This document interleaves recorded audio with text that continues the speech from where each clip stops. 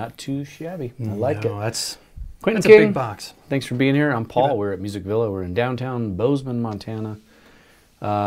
Check us out, musicvilla.com. You know, it's been a busy summer. It's good to see you. It's good to see you too. And today we're going to check out an Alvarez, which we have not done in a long time.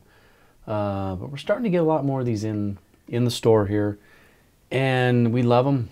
The guys here love them. We tend to sell them, and then we go, wow, we need to get more of those. So we're going to try to focus on getting a few more of these, and we'll try to do more reviews of these Alvarez guitars. Yeah, but this one just came in. I mean, I've known about Alvarez forever, of Yeah. course, but I never played a lot of them. Yeah. You know, so I'm relatively unfamiliar with them. But though I think we may have done one before here on acoustic letter. But I can't say I'm real familiar with their whole lineup. But I mean, hopefully it's translating. But this one really caught my ear because it's got a lot of depth for a guitar that I imagine we're talking pretty nice price points. Yes, exactly. So in this price range, it's a pretty big box. It is, you know, it kind of speaks to that low end that you and I kind of gravitate to. Exactly.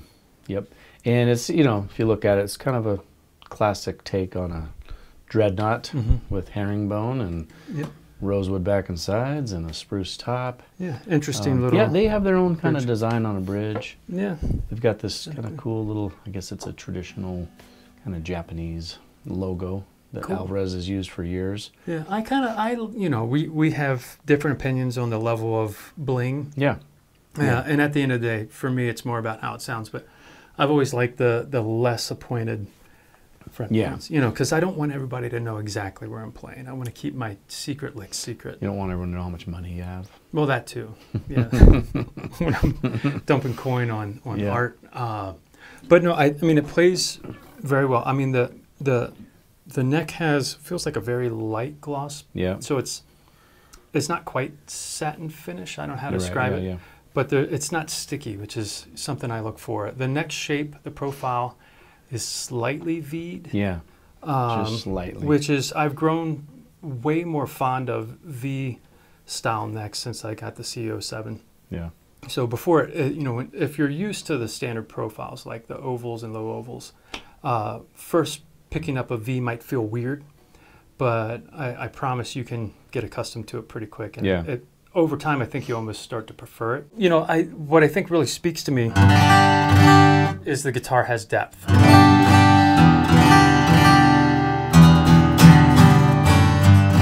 And in the room, you can feel the depth. It really resonates. Well, and you just tuned it up right before we started filming. You just tuned it up, and it feels like this guitar.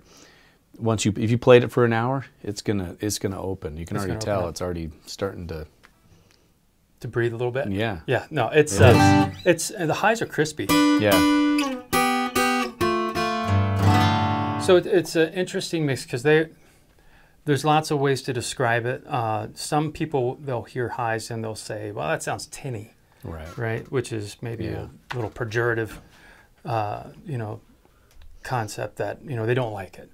Sometimes it's crisp, you know, which is, it's clear. So I reserve to the viewer to make their own determination. What I'm hearing is in the room is a decent balance between a little bit of growl and then the crisp.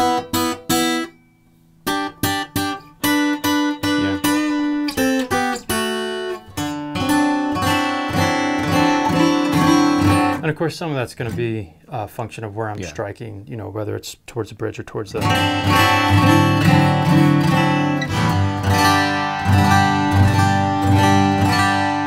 But overall, I mean, I think you get a really balanced tone. This would be, you know, for someone who's interested in, you know, really any acoustic music, but maybe bluegrass. This would be a good guitar to get into a nice Dreadnought sound without having to pay, you know, the price for one of the more traditional brands that you'd associate with that genre. Exactly. But of course, you can play whatever you want with it. You're allowed to once you buy it. You can play whatever. There's no rules. There's some rules. There's some rules. No. You know, like you can't use it offensively as a weapon. True. Self-defense is allowed in Montana. That's true. We have a guitar, stand your grounds. I actually just sold a guy guitars because his girlfriend smashed it. I didn't ask. I didn't ask. There you go. What did you do? Yeah, you know? something. Yeah, that's going to be the question. Happened. Yep. Anyways, MD70. Alvarez MD70 Masterworks edition. Yeah. It's called the Herringbone, MD70 Herringbone for obvious. Yep, for the reasons. herringbone trim on the top there. I like that pickguard too. Very nice. And just one more time, the backside Indian Rosewood. Yep. And Sitka spruce top. Yeah. A nice selection at a reasonable price point from Alvarez. There you go. There you go. Check it out. Thanks for watching.